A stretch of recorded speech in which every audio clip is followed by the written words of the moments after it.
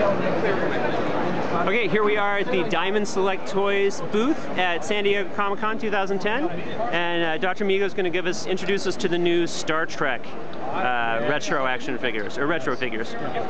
These are different prototypes from what you saw at Toy Fair.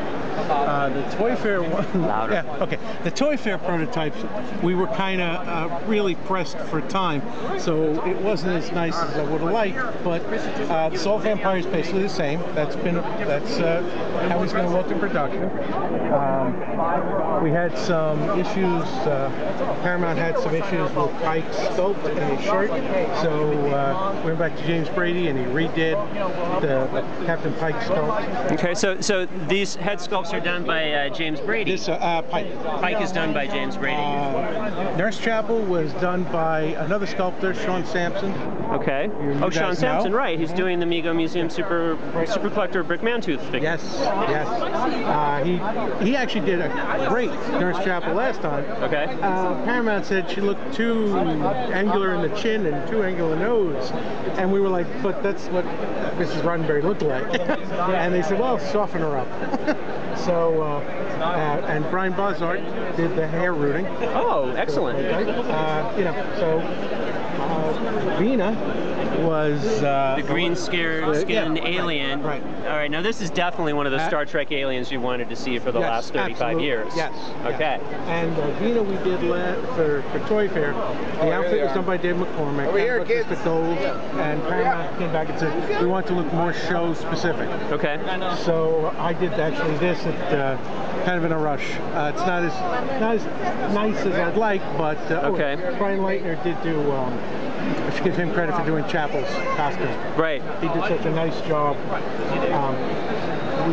We actually did, that's a completely different Vina head than the first one that was shown at Toy Fair.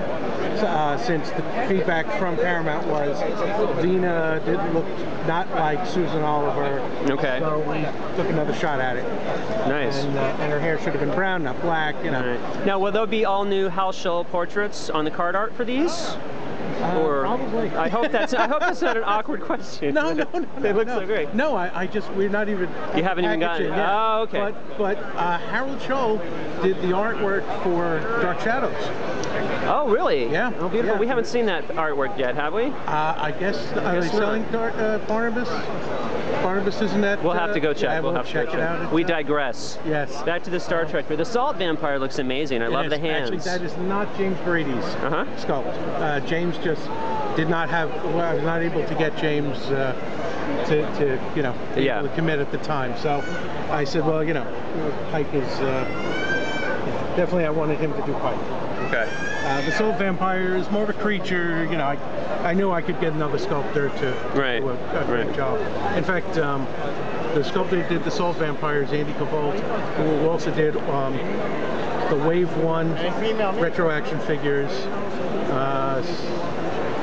Aquaman, he did Wave 2, and I'm forgetting a lot of stuff. Shazam, he did Shazam. Beautiful. So, my brain's getting a little Swiss cheese about who did what. But I try to give some credit because these poor guys work in absolute secrecy. Right. They're very cool about not discussing it. Right. So and then as soon as the toy gets made, everyone forgets.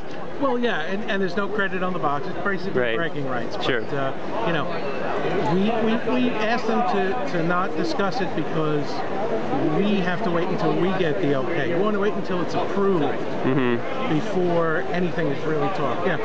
Sometimes when we show these figures, it hasn't gotten approval from the licensor.